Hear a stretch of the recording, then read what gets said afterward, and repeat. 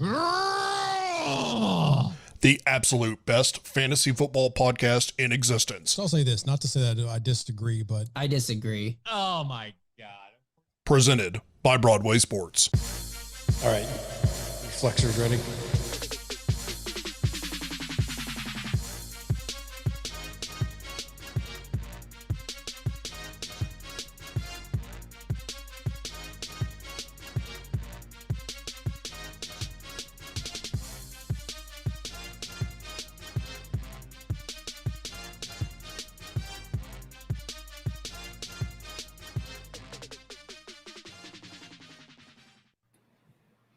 Welcome back to the Flex. We're live, boys.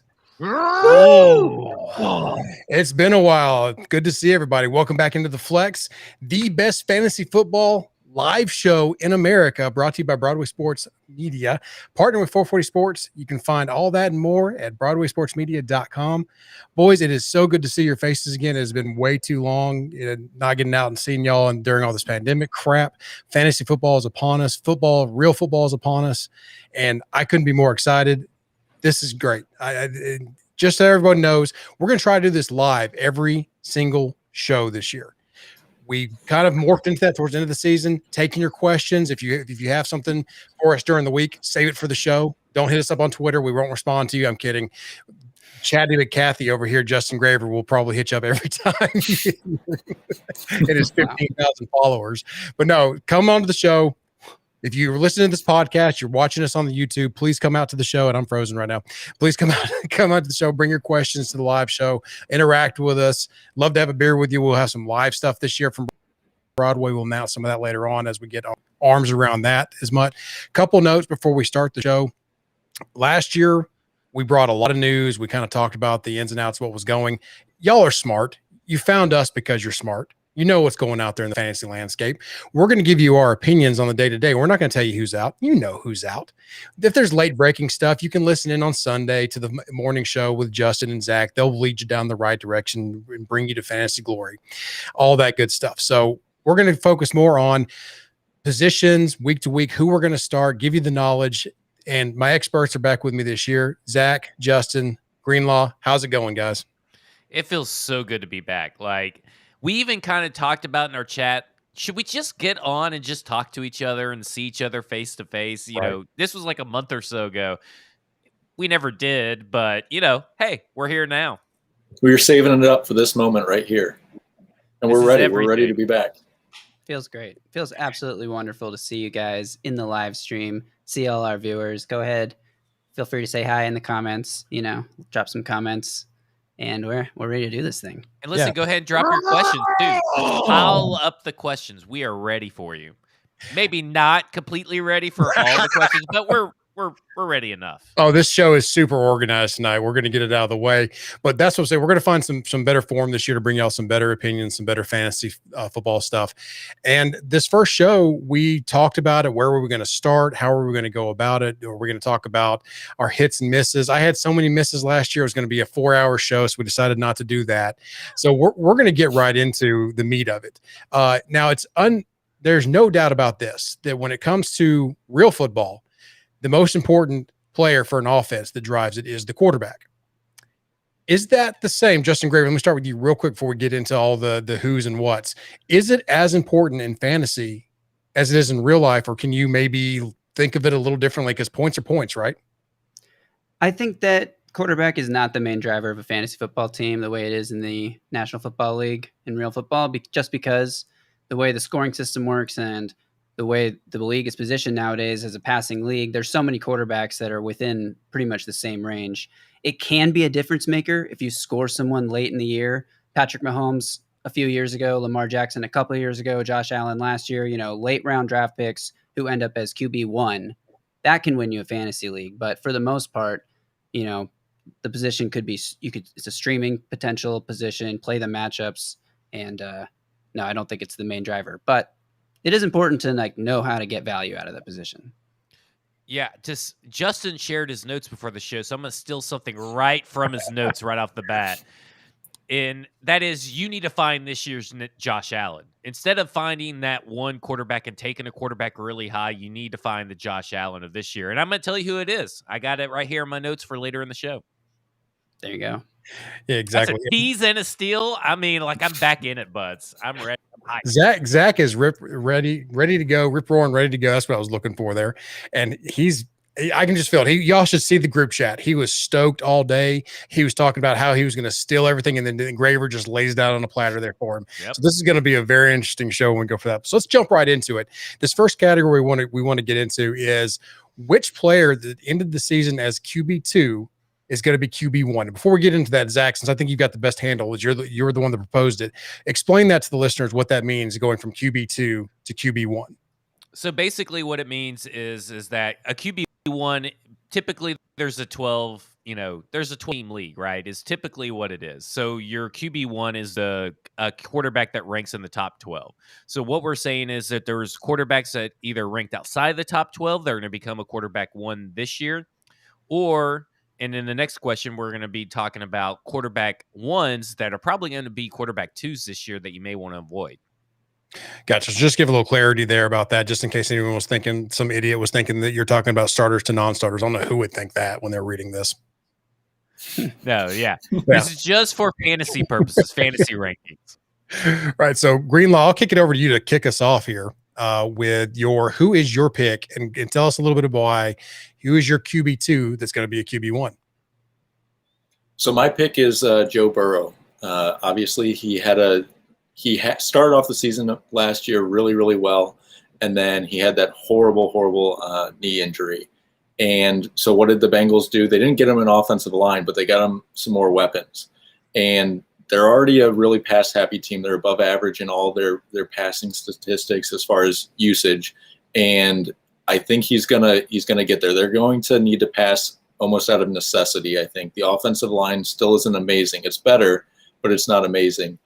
And then they got tons of weapons. Jamar Chase, Tyler Boyd, T. Higgins. And then out of the backfield, they've got Mixon, who can catch it a little bit too. I'm just a big fan I'm LSU fan, so I'm a big fan of Burrow, but I'm a fan of what he can do in 2021. So I got a question about Joe Burrow. Are you worried that there's going to be like 4 or 5 weeks where he only scores like 5 points or less? You know what? That was a big concern last year. It was huge. I heard a lot of people talking about how he might have like 8 4-point weeks, and the only reason that happened is because his knee wasn't attached to his body anymore. But I'm not concerned about it going forward. There was an article in The Athletic that I saw today where they talked about how he wasn't very efficient in practice so far. But honestly, I think that's just a timing thing. I think he's still working through rehab right now. I'm not worried about him as a confidence thing. I remember seeing someone say something about it being a Mariota situation. Burrow is not Mariota. He does not lack the confidence that Mariota does. I don't think this is something that sabotages the rest of his career. Fair enough. I think it is a concern, though, because I read that, and I think I saw where he was making some errant throws, and your team specifically designed not to hit him, and he was favored. I think the one that concerned me the most was when there was a pileup, and instead of him trying to complete a football play, he brought his leg up off the ground to try to protect it. And I get it. It's probably his first action he's had since the injury, or first back with team drills, all those kinds of things. So he's going to have to get back into it. Kid was a stud at LSU that last year. The concerns there are just, can he come back from the injury? So if you are an expert Greenlaw and resident LSU fan isn't concerned, then you, the fantasy viewer, should not be concerned either. And take this how you will. Jeff Schwartz isn't concerned, but I mean that could change everything for everybody. But I will say this, he put out there is he's testing what he can physically do, and he's not going to be gung ho right away. But we've seen the pictures. We've seen him with a stogie and everything. This is not a man that suffers from a confidence issue. This isn't a quiet, timid little mouse like Mariota was. All right. Well, we'll just let that one hang out there for a little bit. JG, why don't you fill us in with your pick at QB2 that is going to finish QB1? All right. My pick is Tua Tagovailoa, the Miami Dolphins quarterback, former 5th overall pick, going into his 2nd season. Now, there are a few concerns here. He did only have one top 10 quarterback week or top 12 quarterback week last season. That week he was QB4. There's not a ton of rushing upside here, although he does have the ability to run the ball a little bit. And last year, at least, Miami didn't have a ton of passing volume, but the training camp hype is out of control on this guy right now. And I usually don't like to buy into training camp hype. You know, you kind of have to sift through what's real and what's not. But there are a lot of encouraging signs here. We have to remember last year, he was coming off that brutal hip injury that people didn't expect him to even be ready for the start of the season. And he wasn't the starter then, but he could have played at that point. So he recovered rather quickly. But that was a pretty bad injury. It was also COVID offseason last year. No OTAs, no minicamp, none of those things that help a quarterback get acclimated. And Chan Gailey, the offensive coordinator at the time, had this offense that was built for Ryan Fitzpatrick. So they ran Ryan Fitzpatrick's offense, trying to run it with Tua. Chan Gailey's fired. He's gone. They've promoted from within Eric Stoodsville and George Godsey, who are going to be co-offensive coordinators, which that we'll see how that goes. But, you know, sometimes two heads are better than one, right? So hopefully they can use that to have some consistency and continuity so he's not learning a whole new system, but tailored more towards his strengths.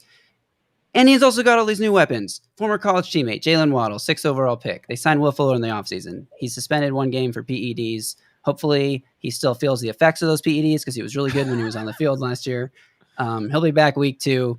And like I said, the training camp hype is crazy. You move Devontae Parker down to a wide receiver 3 role, Preston Williams, wide receiver 4. You have these two talented guys on the outside. One guy who already has a great connection with Tua, who's capable of taking any play to the house for a touchdown.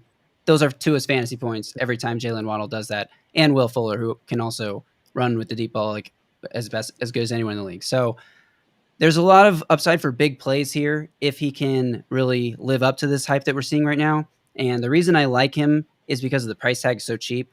He was quarterback 32 last year. He's being drafted late this year. You can get him pretty much for free in the late rounds of your draft. Take a shot. I like the idea of his upside here, so I think he has a chance to finish as a top 12 guy. Wait, you don't forget that they drafted Hunter Long and they have Mike Gesicki. I mean, you're talking about a team that has Myles Gaskin in the backfield, which I'm real high on Myles Gaskin and the workload that he's going to be able to get because he's not going to have really anybody to fool with in the backfield. But you're right. The training camp hype is real, and I think that it's going to translate well because he's confident. And I think that's the big thing is that he's got a little swagger to him about this whole situation. And really, it was down between Tua and my quarterback. And all three of us have chosen SEC quarterbacks. Just want to throw that out there. Yeah, it just means more. It just means more. To Texas, to Oklahoma, to Florida State, to Clemson. Whoever else is going to join the SEC. Greenlaw, has James blown your cell phone up yet about just disagreeing with JG here about to known resident hater, James Esparza? No, I'm sure we're going to hear about it in the chat afterwards. Oh, nothing gets that man harder than a bad Tua game. The thing is, he's being drafted right now after Deshaun Watson. We don't even know if he's going to play. Kirk Cousins, Justin Fields. We don't know when he's going to start. Ben Roethlisberger. Those guys are all going ahead of Tua. So like QB 22 right now, current ADP. So basically, if you're into that thing where you only, draft one quarterback in the draft and just kind of, pick up the things after that, that's maybe a guy that you guys want to target late in the draft. And, sure, maybe he's QB 13 or QB 15, but that's still really good value if you're drafting him. You may not even have to draft him.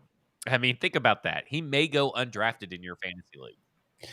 Yeah, the only thing that concerns about Tua is that I was always shocked when he took the Wonderlic test, how low he scored on that. Just he's not – maybe he tests bad. I don't know, but just that was very concerning for me.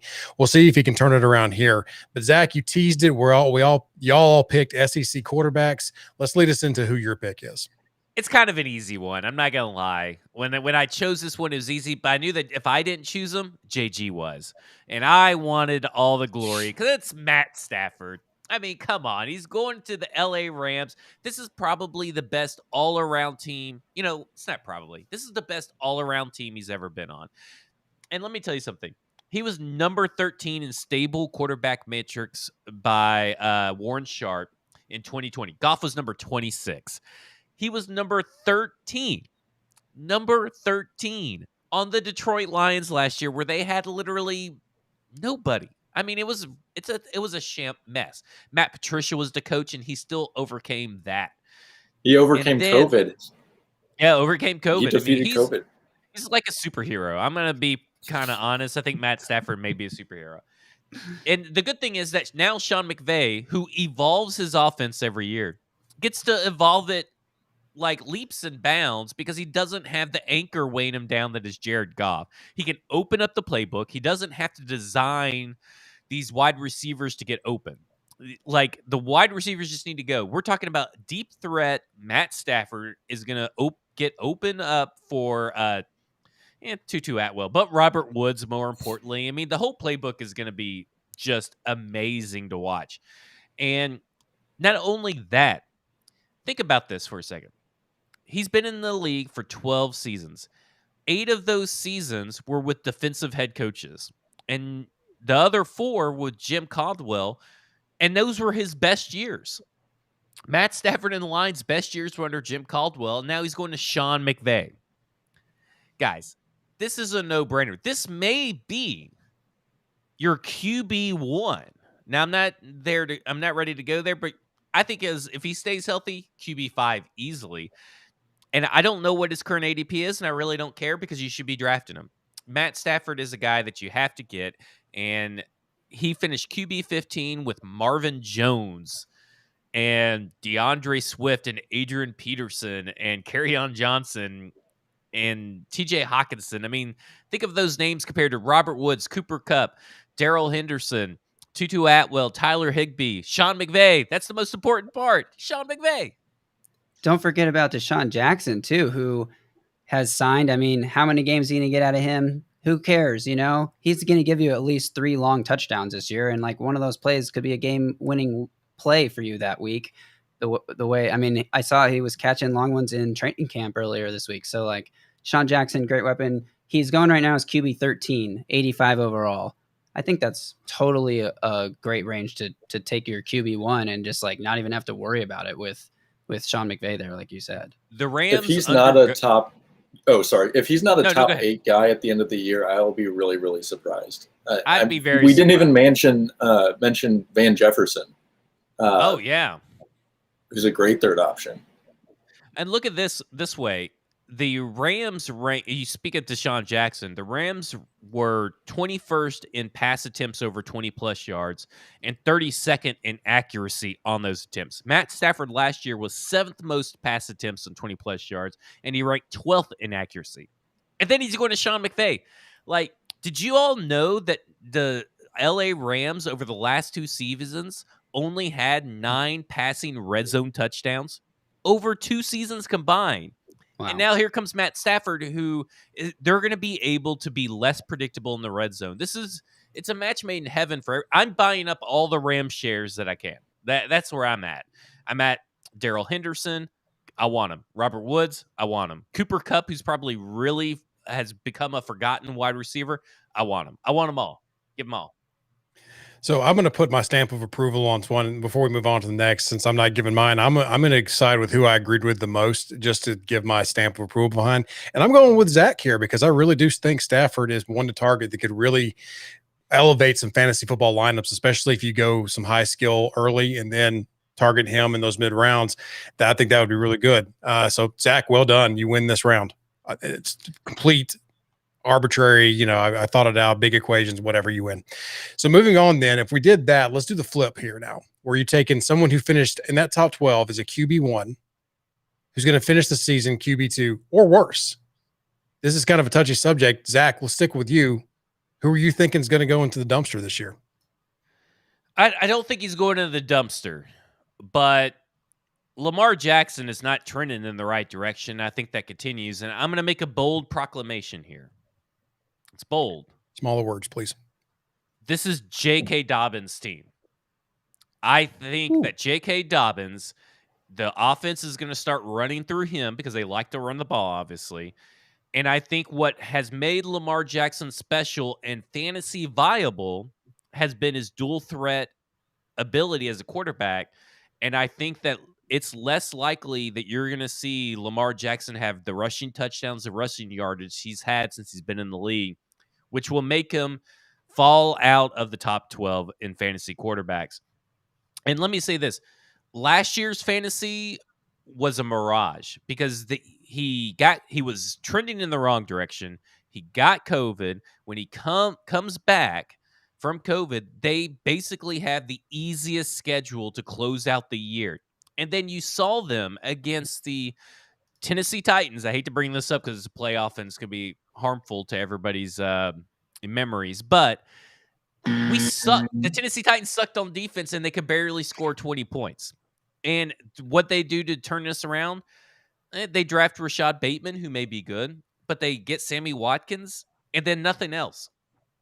I just don't see it with this team. I know that they're the Ravens and they have a really great head coach.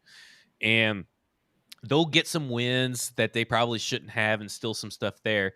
But you're talking about last year, 12 of the 16 games that they played were against below average defenses. And they still somehow dropped from let me say this. They had the 8th hardest schedule in 2019 in his MVP year. And they had the 27th easiest schedule in terms of pass D in 2020. And they went from first in efficiency and first in early down success rate to 20th in efficiency and 22nd in early down success rate on a miles wide easier schedule. I just don't see it this year. I'm telling you right now, sell your Lamar Jackson shares as quickly as possible. He will not be quarterback 12. Greenlaw, any thoughts on that? I mean, I think this was. Go ahead. I was going to say this is a little bold, but I actually agree with it. Oh man, I was going to say sell your shares to me because I'm buying Lamar Jackson's bounce back year. Finished QB 10 last year. Finished QB 1 the season before that. I think his career average is going to end up somewhere between those two spots. So I think this year, you're not really getting any kind of bargain because he's still being drafted as QB4 right now, 38th overall, which is kind of high. I would rather have Dak Prescott, we'll talk about a lot later, and some other guys. But if he starts slipping in drafts, I'm taking the upside that he gives you because this is still one of the NFL's most electric playmakers on an individual basis. And if the threat of J.K. Dobbins really is as big as Zach says it is, it could allow Lamar more rushing lanes. Mark Andrews had a really bad season last year. He bounces back strong this year. That could really help Lamar as well. And I think that they're trying to make more of an effort to pass more, and more passing volume is not going to hurt, I don't think, his fantasy I think it will because he's not very good at passing. Yeah, I fall on it. He's just not very good. I think being a good passer is, part of being a good quarterback, and he hasn't done it. There's a guy that we're going to talk about later, or JG is going to talk about later, I think, and I don't think he's a very good passer either. But I think you got to pass to be a good quarterback. I don't think he's developed as a passer, and I think that's why he had a dip in stats last year. Teams were selling out to stop the run and stop his rushing totals, and it worked. And I'm not so sure he's going to be like QB5 this year. That being said, I wouldn't let him drop to like round 12. There will still be some rushing yards, and it'll help keep his floor significantly high, but I wouldn't draft him in that like first tier of quarterbacks. Yeah, I think that if you're going to draft him, fill out the rest of your roster first, and then if he's still there, then you get him. Real quick before we move on, we've got a question from the chat. Is that a Mariota jersey framed? Graver, I think that's for you in the background there. It's signed. It's signed. Was that during the draft that you got that signed, or was that before that? Yes, my mother went to the Mariota meet and greet and got it signed and then gave it to me, and I framed it. Thank you very much. Regardless of what your opinions are of the quarterback and this time here with the Titans and whatever else, that's a cool thing. I would have that hanging up on the wall. Hopefully if anyone wants to give me a nice little present, I'll take either a Nate Davis or a Taylor Lewan jersey right here, and I'll hang it up for have this little blank spot on my wall taken care of throughout the season. So anybody out there wants to donate one, I'd be glad to have it. Is it true that after signing that jersey, that's when the nerve damage actually started? No, it's not. He was signing, hit his elbow on the on the table. That was just never the same. definitely when when he got hit against Miami. Maybe that was just a re-aggravation of that autograph signing injury. Don't be silly. All right, so we've got Zach's QB1 to QB2 to rein this back in. Graver, give us who your QB1 to QB2 is going to be. All right, this one I'm going with Kirk Cousins, Captain Kirk. Woohoo! Okay, we're seeing what's happening right now, right, with this whole COVID vaccine stuff, and like, regardless of your thoughts on the vaccine, which you should definitely get vaccinated. Regardless of your thoughts, though, like as a quarterback of a football team, if you don't get vaccinated, your risk for just randomly missing a game in the middle of the season is pretty high.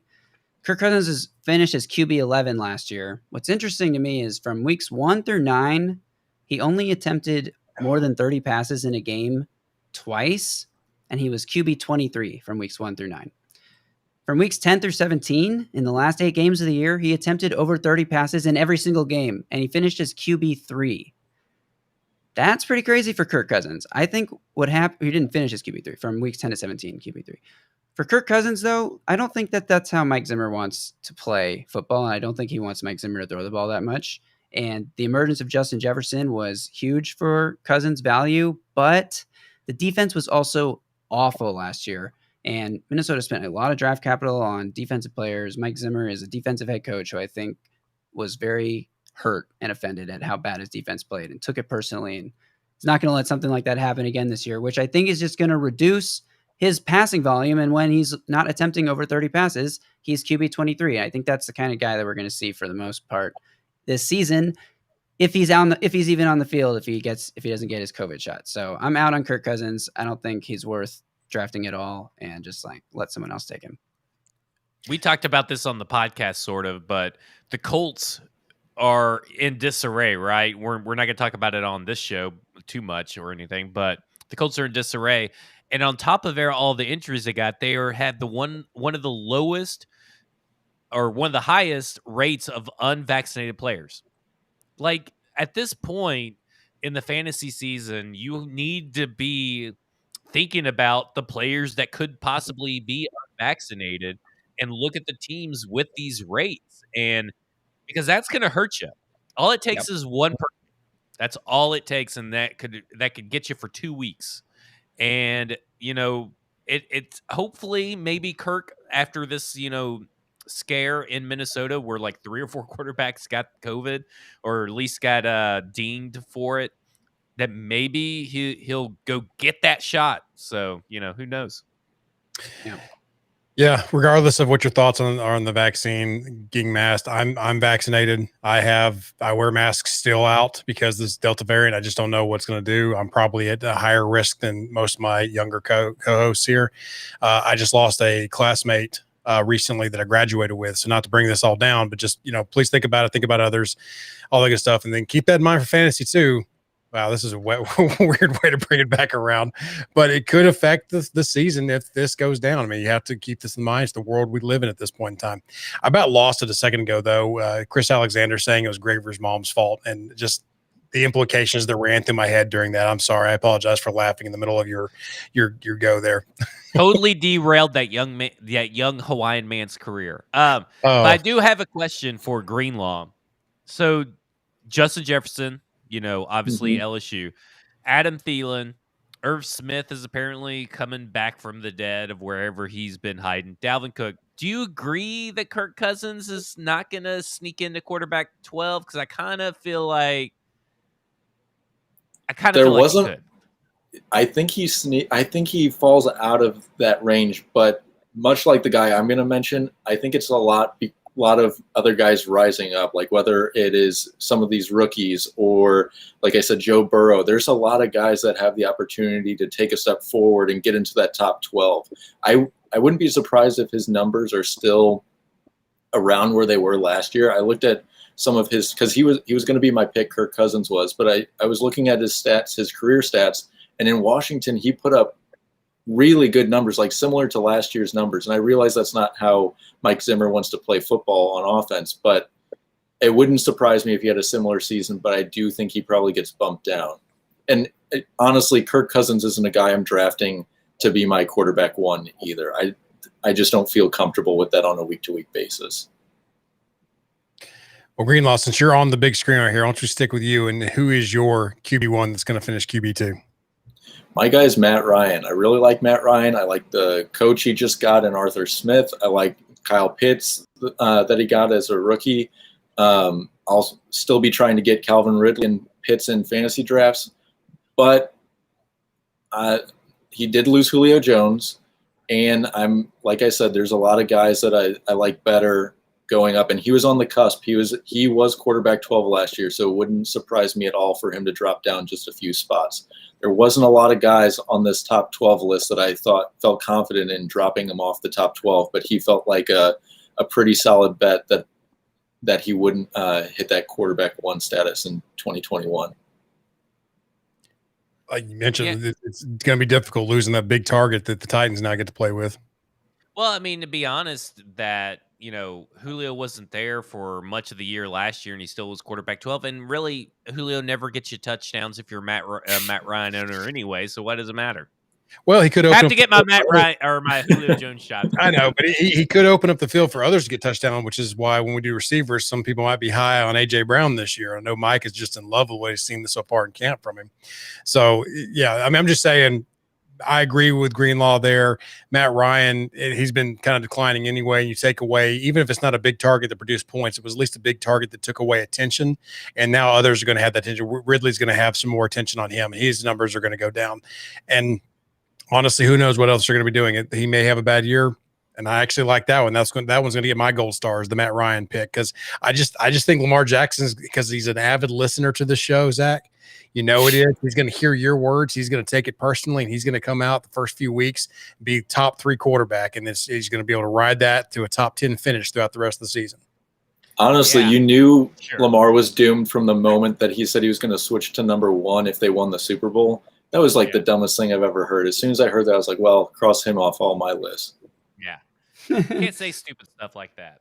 No. My only counter to this is that their running back right now is Mike Davis. Yes, but I wasn't going to say anything because Mike Davis is like going to be the guy for my running back part later on. The thing is, Mike Davis was trying to handle a full load last year for Carolina, and he broke down midway through the season and couldn't really handle the load after that. And Arthur Smith is a guy who plays to his players' strengths. When he had Derrick Henry, he ran the ball 30 times a game. Is he going to do that in Atlanta, or is he going to play to the strengths of the guy who has led the league in pass attempts more often than he hasn't throughout his career? I think, Matt Ryan is always in the top 3 of pass attempts in the NFL. And supposedly they have generational talent Kyle Pitts too. I mean, that's what I'm saying. I don't see it, but whatever. See what happens. I mean, he's talented, kids. Well, I mean, it's more my lack of faith in Matt Ryan than anything else. So let's go on. I do see a question in here from William Leggett about Dobbs. Homer UT question, will he ever start for the Steelers? And I'm actually going to go with the reason I'm bringing this up is because I know I didn't contribute to this. My sleeper would have been Roethlisberger, because after however many years he's been in the league, he is dedicated. He has finally taken his diet seriously. Who knows? It took a long. He's no longer eating the Big Macs and the double stuffed tacos. He's taking his diet seriously. He's going to come out on fire. That being said, all jokes aside, if Ben Roethlisberger's healthy, I don't think we're going to see Dobbs at all in that.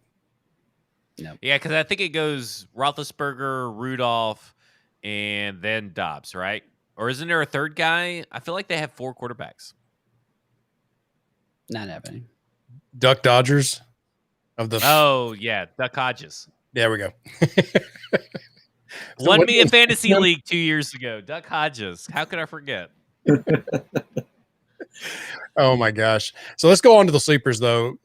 JG, start us off. Who is your sleeper for this season? All right. I don't feel great about this pick, but I'm going to talk about it anyway because my pick is Baker Mayfield.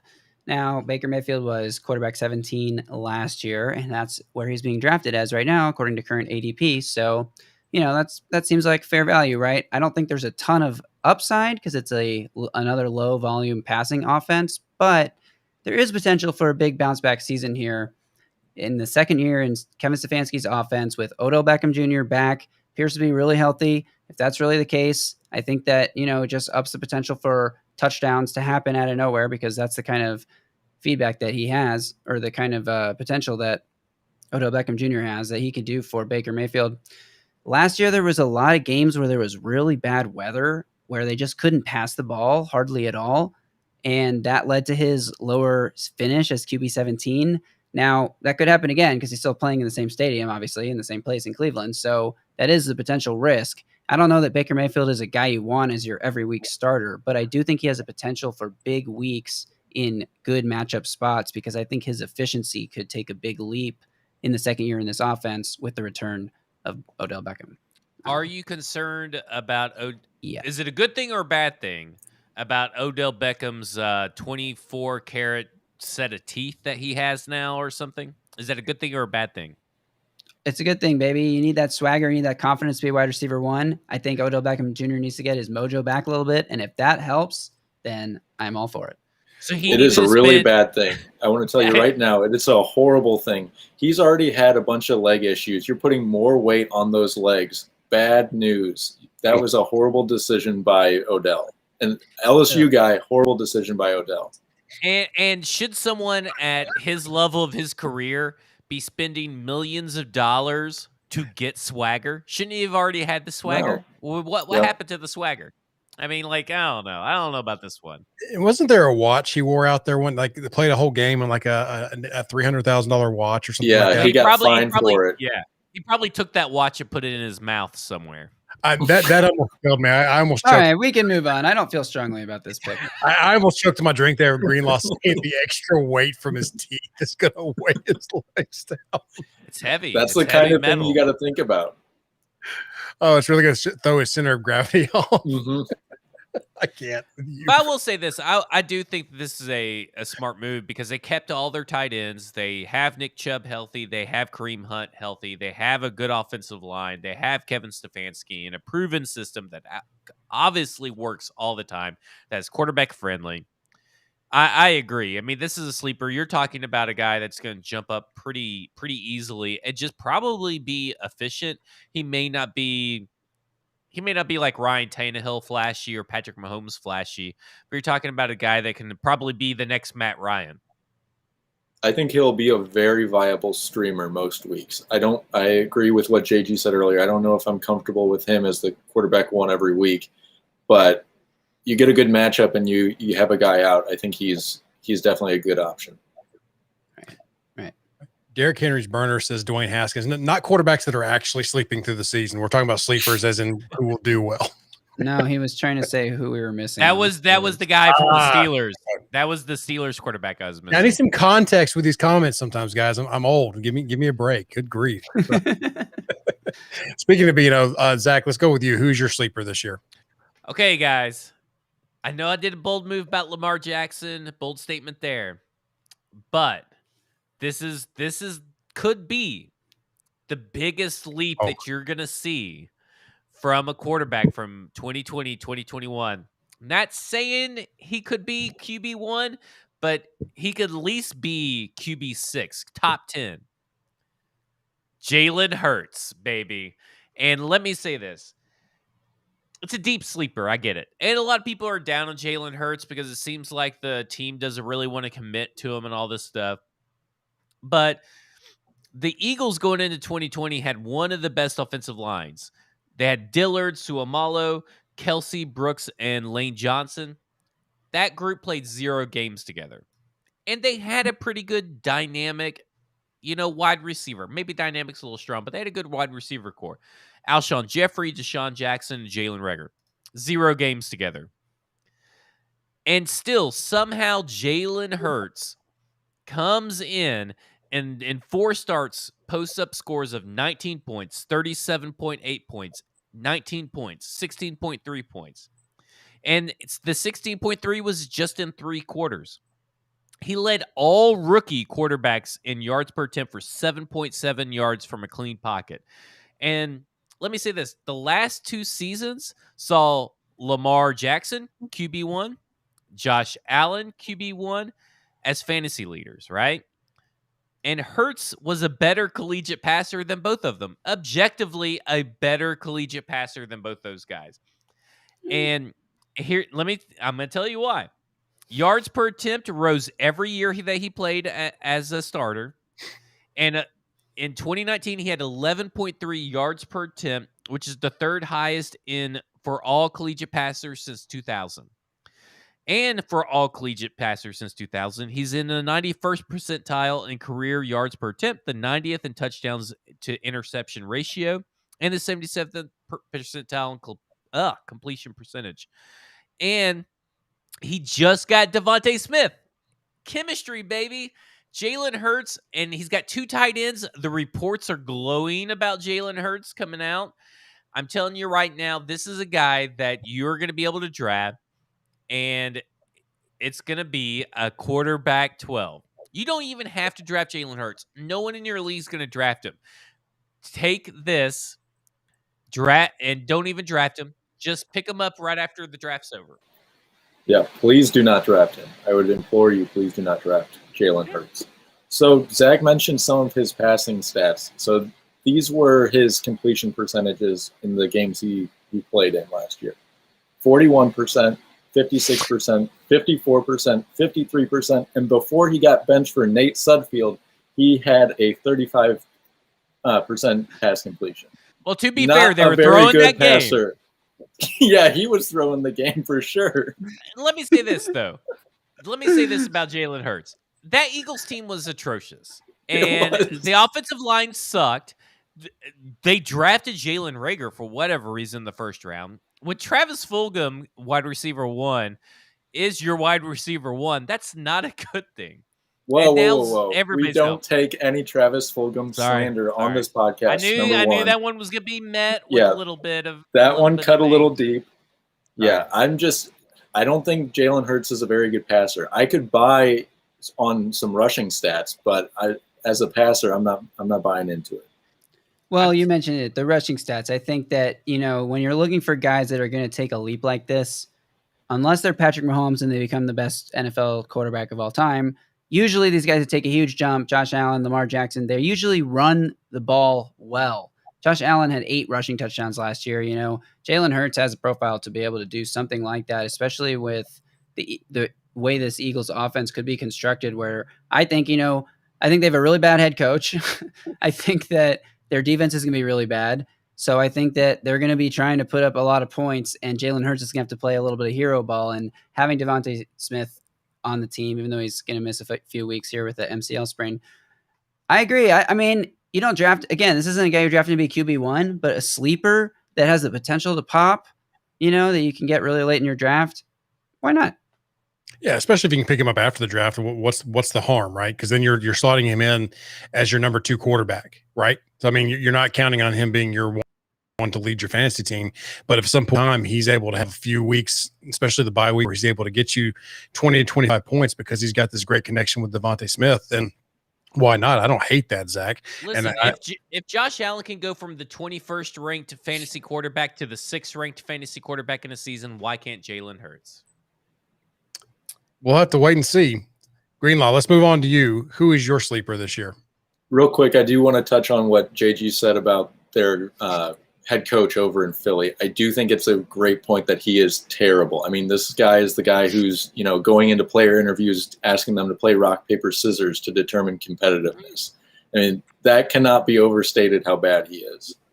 I think that is the way to only determine competitiveness is paper, rock, scissors. You just go into job interviews and you just start doing rock, paper, scissors. Hey, listen, with the job force the way it is right now, I may resort to start doing that when I do interviews. Are you dedicated?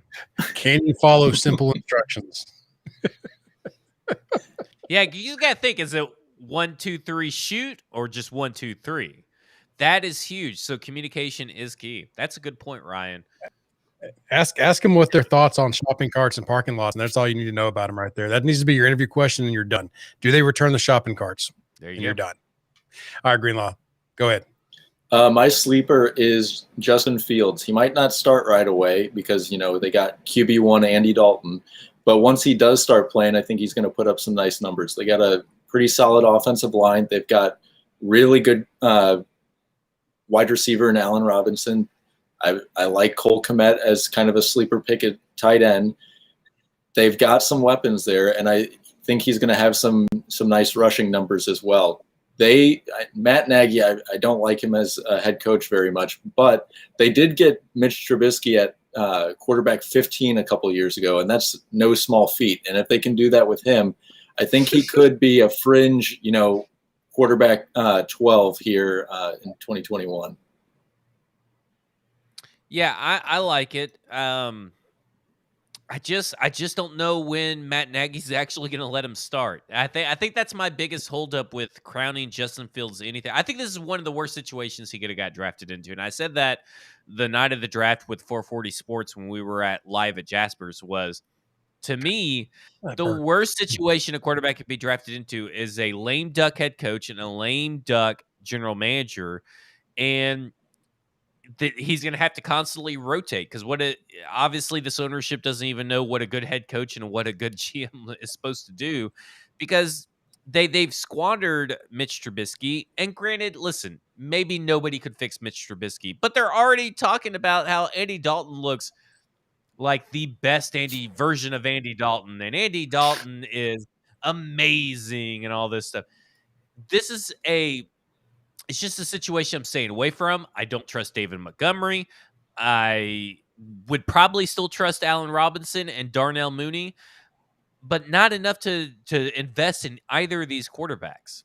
I would not draft him, to be fair. I would not draft Justin Fields. I think he's going to be available in the waiver wire weeks into the season. But when he starts when the news starts coming up that he's going to be the starter, I would put him on my bench somewhere. I would pick him up after the draft. Look at your roster, pick him up after the draft if you can, just hold on to him. Because I'm with you. I think there is upside, but you just don't know when it's going to be. Maybe you can wait till week 2 or week 3, but you're an Andy Dalton injury away, and he's pretty injury prone. So, I mean, you got to remember we saw Ben DiNucci start a Cowboys game last year. And like you said, I think there's a chance Matt Nagy gets fired in the middle of this season. So I think if that happens, that would be a boon to Justin Fields' potential upside. So, and even if it's not, he, like you and Zach both said, he's a lame duck head coach. I could see him being forced to start Jones at some point because it's his job and the GM's job on the line. Right. Are you going to trust this team with Bill Lazor as its head coach or Juan Castillo? Hey, John DeFilippo's up there. I guess he could be head coach, but man, this is a bad coaching staff that I'm reading through right now. That was smart of Matt Nagy to stack the coaching staff that way. They can't replace him with anybody. Oh my God. No one's getting that job, man. So, no, and I know I said I've been picking who my favorite pick was here as we've gone on. I'm kind of at a 3-way tie with all of you on this because I don't think I like anything over the others.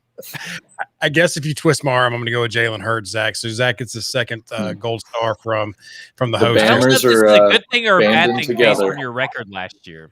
I mixed it. It was like my Herbert call out last year that I better get credit for at some point in time and keep getting credit for my call. But I think that Jalen Hurts has the best chance because if you're talking about sleeper, I think that Baker Mayfield is going to be what Baker Mayfield is. So I don't know if that's a sleeper. I just think he's going to be Baker Mayfield. Justin Fields may not get the opportunity. There may be some incompetency there, and Jalen Hurts just may have the best opportunity to actually come from the depths and be a true sleeper. So that's why I'm going there. So let's move on. We've kind of gone through our favorites of QB1 to QB2, QB2 to QB1, our sleepers. Is there a quarterback out there that you're darling of the draft that you are going to say you're going to look out, do all your research, you're going to target this person, see where they're being drafted, and you know that your strategy is going to try to take him before anyone else does and go from there? Let's talk about the quarterbacks you're targeting and why. Zach, kick us off. I'm a glutton for punishment. Because my guy is Ryan Fitzpatrick, and I know he's the most volatile fantasy quarterback to ever want to say that that's who you're going to target. But this is just it's like he's walked into a dream team, right? This is the team that he's been waiting for. It's his 9th NFL team, and this is it. This is the one, and it's the best offense he's ever been a part of. best offensive coordinator he's probably had since Bruce Arians. I will say Tampa Bay had the better one, but Tampa Bay's run game was non-existent when he was a starter. Tampa Bay's offensive line wasn't that good when he was a starter. Now he's going to a great scheme, a great offensive line. Terry McLaurin, Curtis Samuel, Logan Thomas, Antonio Gibson, Adam Humphries, Diami Brown. Like, this is I bet Ryan Fitzpatrick walks around and is just glowing. I mean, he is just happy and giddy, and I mean, he's just in heaven. And I'm telling you right now, the Washington football team in this offense is going to match up with this defense, and you're talking about double-digit win team. And Ryan Fitzpatrick's going to be a huge reason for it, and there's no competition behind him, really. Like, let's think about that. I mean, every time that Ryan Fitzpatrick, there's either been Jameis Winston, he's swapped out. Is it Jameis Winston starting this week or Ryan Fitzpatrick? Oh, they drafted EJ Manuel over in Buffalo because they're idiots. There was also that. And then you have, he was here in Tennessee and he was pretty good. You can't really fault him there. Then last year is like Brian Flores really kind of fucked up what happened with him and Tua. Tua should just set the whole year. Ryan Fitzpatrick was fine. Right. The offense, the quarterback was not the issue with that offense. The lack of run game was the issue. The lack of weapons being able to stay healthy was the issue. That was the issue in Miami. Ryan Fitzpatrick was not. And you know what?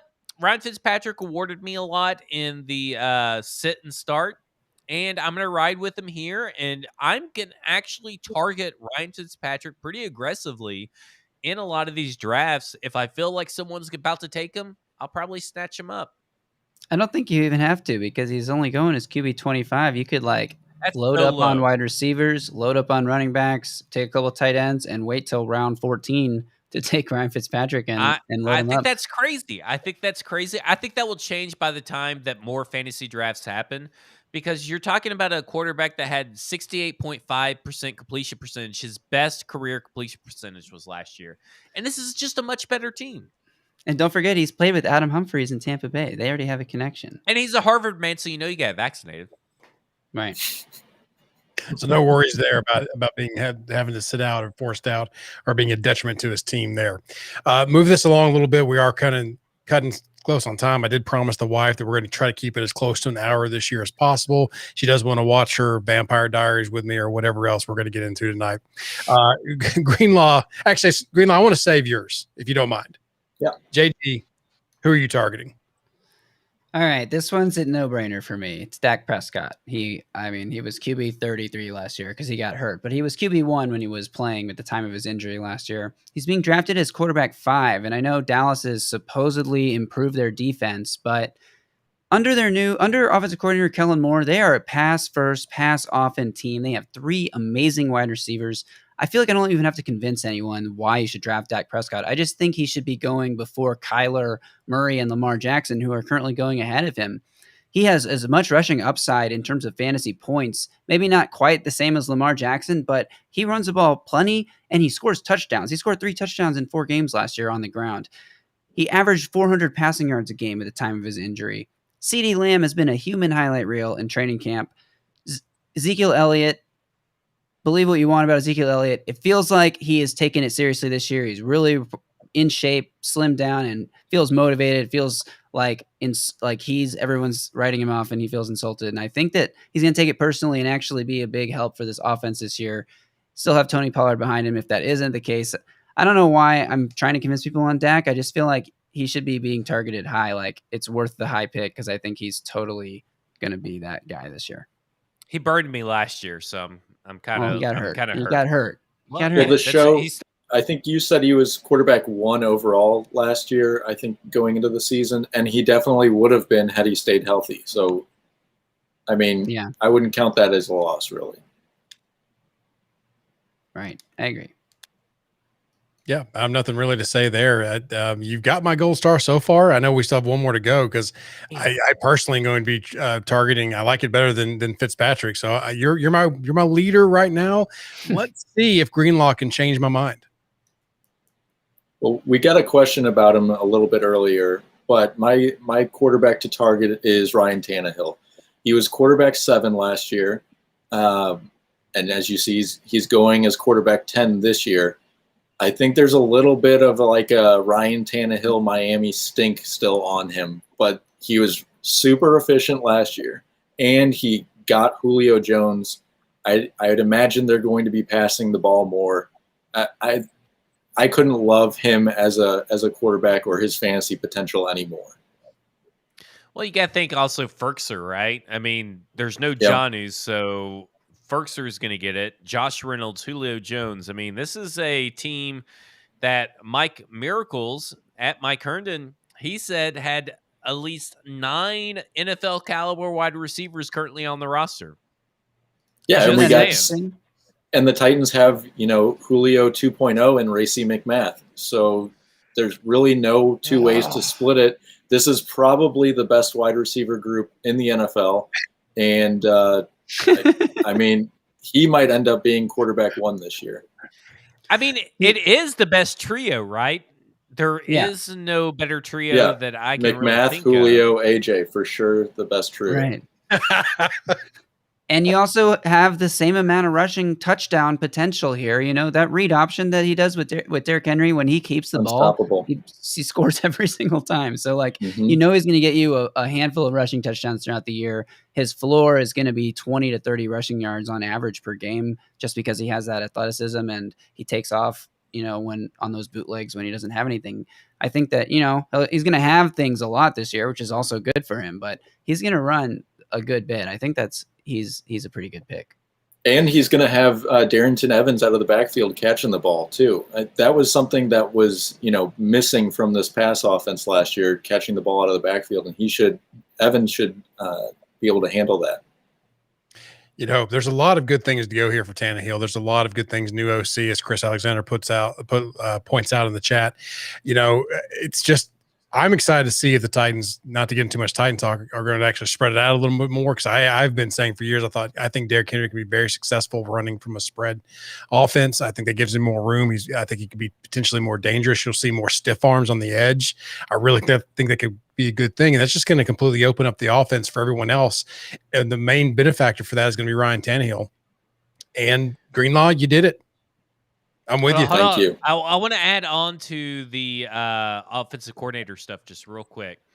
So I know you got werewolf journals to go watch, but in 2017, Todd Downing led a Derek Carr with a broken back to quarterback 19. Not only that team also had 37 drops. That is ridiculous that he was still quarterback 19, in my opinion, because that's only 7 spots away from quarterback 1. And now you got Ryan Tannehill, Derrick Henry, Julio Jones, Josh Reynolds, and Anthony Ferkser and A.J. Brown, most importantly, and a solid, healthy offensive line. Just saying, this could be the year. It's exciting times. I mean, I'm looking forward to it and looking forward to what this means in fantasy, to see you actually can get some Titans players on your roster and think these guys actually could win me the game. It may be too balanced to really count on one person, though, just based on how they fit it out. You're going to have your Derrick Henrys you're going to target. We'll get into running backs later on in these weeks, save a little bit for that. But Greenlaw, you were able to edge out Greenlaw or JG there just a little bit, even though Prescott, I'm personally trying to target him in leagues as well. But if he's not there, Tannehill's going to be there, that one I pick as well. So thank you very much, Ryan. You're welcome, sir, and congrats on your win there. Thank you. Moving on down there. Speech next week. You have a speech next week, yeah. Well, I don't know if you're winning the overall. I picked you twice, and I think you're in the dead heat. I think, it's 2-1 right now. So we'll see who can finish off. See if any ties you, or if you can win this third one. Player that you're staying away from. So there, we talked about our targets. Who are we staying away from? JG, lead us off. All right. This is not because I don't think he's good or that he will not be a QB1. I just don't like the value. And I'm talking about Josh Allen, who last year vaulted from a, mid-level quarterback with potential to one of the best passers and runners, dual threats in the league, a true MVP season, 4,500 passing yards, 37 passing touchdowns, 8 rushing touchdowns. Unbelievable year, really. But the thing is, I don't think that it's a sustainable type of production. I know they added Emmanuel Sanders this offseason, but number one, I'm worried about a little bit of COVID dysfunction going on there and Cole Beasley's insanity and all that stuff that's going on. Who knows how many of those players? I'm not sure if Josh Allen is vaccinated or not yet. So we'll have to, I'm kind of monitoring that situation. But mostly I just don't think that he can sustain where he's being drafted. He's being drafted as QB2 right now. And what's worse is 21st overall. And that's just so high to be taking your quarterback when there are options later that we really like. So I don't think he can sustain his touchdown percentage last year. He was at 6.5%. His first 2 years in the league, 3.1% and 4.3%. That's like half, 6.5% almost. I mean, that's not, I think that he settles somewhere a little bit below that. I don't think he finishes with 37 passing touchdowns this year. So I think that you see a little bit of regression. Still going to be a fine quarterback, just not where you're taking him in drafts. So for that reason, I'm avoiding him. Now, that said, if he starts to fall, of course, pounce, but not as QB2. An interesting comment that your mom got you a signed Bills Josh Allen jersey. And if that's the case, watch out for Josh Allen to have some mysterious nerve damage. It's not the case. Absolutely. Yeah. Not the case. She buy you a jersey too somewhere? No, but Josh Allen did lead me to a fantasy championship last year, so I appreciate him for that. But that was as being ADP QB 11, where he was being drafted last year. You want to find, as Zach mentioned off the top, you want to find this year's QB 11 ADP who's going to finish as QB 1, not last year's, because football is a game of ups and downs. I like to pretend that everyone just progresses linearly all the time, but that's just not how it works. You go up, you go down, you go up, you go down. He was very, very up last year. I think his career average is going to settle somewhere between where he was last year and where he was first 2 years of his career. Not that bad the first 2 years, not as amazing as he was last year. So you see a little bit of regression. Defenses kind of figure out how to play him a little bit differently this year. And I'm just not, I don't think that he can repeat. If you're drafting him at QB2 and he becomes QB9, that's bad value. Right. It doesn't matter if you win your thing, it's just bad value. And it's not just about, first off, it's always about winning. Winning's everything. But maximizing your roster to get there is the best way. And if you're taking Josh Allen in the second round, that is not maximizing your roster. And saying that, Chris Alexander, please draft Josh Allen in the second round. Got a little rivalry starting here on the show tonight. Greenlaw, the difference real quick. The difference between together. quarterback one and quarterback 7 last year was the difference of 50 points. That's in the span of a season. That's not worth taking, 50 slots higher in your draft. Right. Great. Well, keep Greenlaw up there on the screen here. Run us through who you're playing. The player that you're staying away from, and I'll work on my English. I am staying away from Trevor Lawrence. I like Trevor Lawrence. I liked him as a prospect. I like his receivers that he has, and I like his running backs as well. But I don't like his offensive line, and I really don't like his head coach. I know Ryan hates Trevor Lawrence as a prospect, so this is his gold star, most certainly. No way anyone's tying me now. But yeah, I would just stay away from him. Drafting as quarterback 14 seems a little bit rich to me, when you can get a guy like we said earlier, Ryan Fitzpatrick as quarterback 25. I'd much rather have Fitzpatrick. Now, if it's a dynasty league, maybe we're talking a little bit different. But in a redraft league, I'm not taking him at quarterback 14.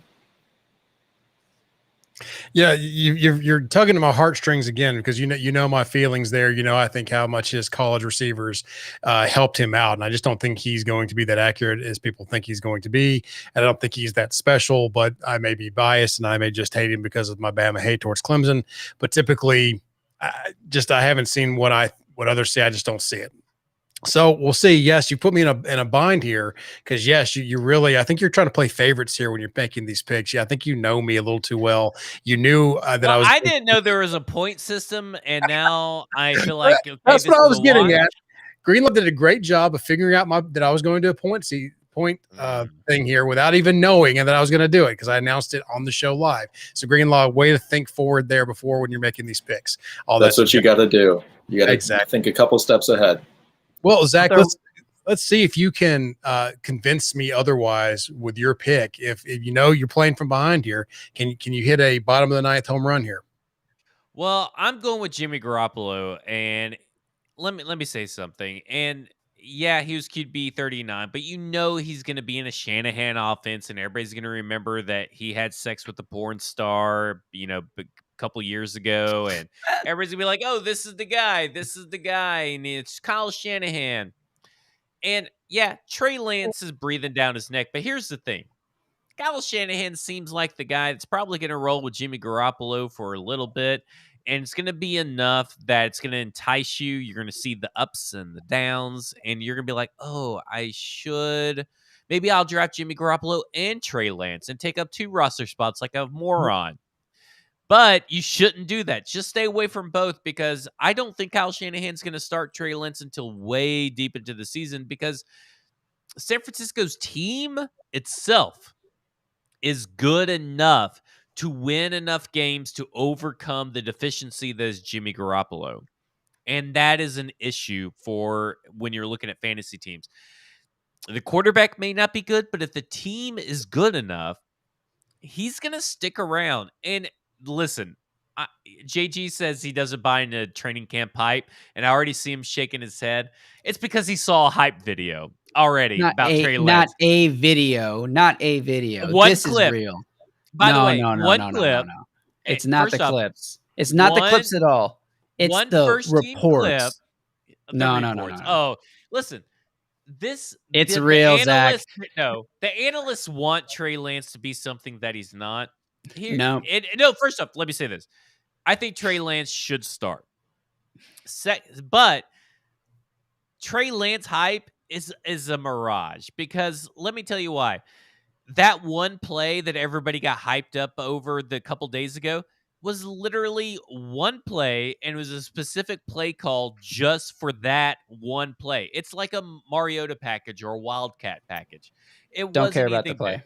Don't care about the play. And then on top of that, today I'm seeing, the shots of him throwing in the end zone. Yeah, he should be doing that in as a first round draft pick against third string defenders.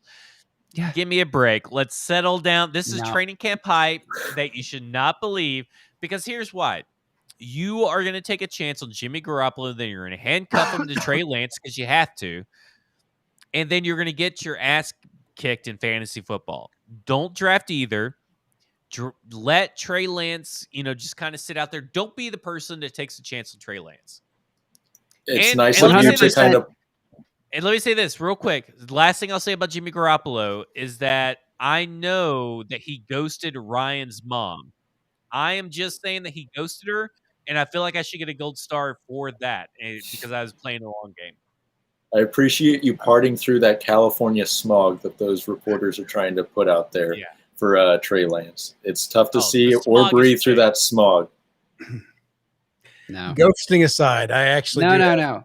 You're crazy. Trey Lance, you got it. Look, I'm drafting Trey Lance in every league. That's all I'll say. Late, I don't think you should draft Garoppolo. How many championships have you won in your life? Absolutely do not draft Garoppolo. But Trey Lance, listen, the reports coming out right now are real. These are real. They remind me of Russell Wilson, who Seahawks drafted in the 3rd round after they signed Matt Flynn to that huge contract. And then the rumbling started early in training camp, and then he played really well in the preseason. By week 1, Pete Carroll had no choice but to start him. I think you're going to see something similar. These reports are legit right now at a Trey Lance being, I'm drafting Trey Lance. The rushing upside, you talk about having rushing upside, 100%. When will he start, JG? Let's write it in stone. When will he start? He will start before week 5 is the line, and I say he starts week 5 or some thereabouts. Week 5. No, which one? Week 5 thereabouts. Okay, no, week 5. I'll write it down. Week 5 thereabouts. No, week 5. Thereabouts gives me 1 week either way. No, we're not. We're good with week 5. This will be our first bet. I just locked it in. Week by week 5, or at week 5, he's going to be the starter. Which is it? What? What's the bet? At week 5 is the latest he can start. Latest. Earliest. Yeah. You want to work on that and get back to me? We're locked in to whatever y'all want to agree to, and then change and then agree to something else later in the season, like every other bet we did last year. So ghosting comments aside and everything else going, I'm actually going to award Zach the win here because I think this is the muddiest situation of those three quarterbacks. You don't know what's going to be happening. There's a whole lot of uncertainty. Trevor Lawrence is going to be that starter outside of injury. Josh Allen is going to be the starter outside of injury. Garoppolo, you may draft him anywhere in the draft. And if he's not starting it by week 5 and whatever, then you've lost that draft pick. That's a bad draft pick. Stay away from him. I agree with everything that Greenlaw said about Trevor Lawrence. But he's going to be the starter, which means he's going to put up points, maybe around 5 points a game, 8 or 9 times, whatever Greenlaw wants to come or JG wants to come up with there. So, Zach, there's your win. But I think I miscounted. I'll have to go back and tally up the votes. But I think Greenlaw is the overall winner anyway. I got 3. Do what? I have 3. So I think so I went Stafford. So that's Zach. Then I said Matt Ryan. That's Greenlaw. Then I said Justin Fields. That's Greenlaw. Then I said Ryan Tannehill, that's Greenlaw, and then you won the second one. So you said Jalen Hurts, bud. Roll the tape back. You said right. Jalen Hurts. I did. So Zach, you're the winner. Wow. So I want to give you a choice. JG didn't get one. Somebody want to write a concession speech that he has to read live on the air to start the show next week? Absolutely. Let's do it. Me and Greenlaw will come up with one. What does Ryan's opinion have to do with any? What is this? Oh yeah, we're definitely doing it now after that comment. Yes, y'all write the concession speech. He's going to read it live on air. I was right and about we do Joe have Burrow a couple of questions over here. Do we have the little chat thing you put up there that you're showing me, Graver? This guy? Yeah, look. Where are they? I don't see it. I don't know. Never mind. There was hold on. How do I? Is that the question you wanted? No. How can I even get down? God, there was one from I think William Leggett and Jacob Sane and all those guys. Well, I don't know what restream is. You never did clarify this. Technically, I think Jalen Hurts is the closest thing you can get to a Josh Allen because it's someone that's going to be really undraftable or maybe forgotten, and he's going to be way up there, in my opinion. This was one. Is that a question?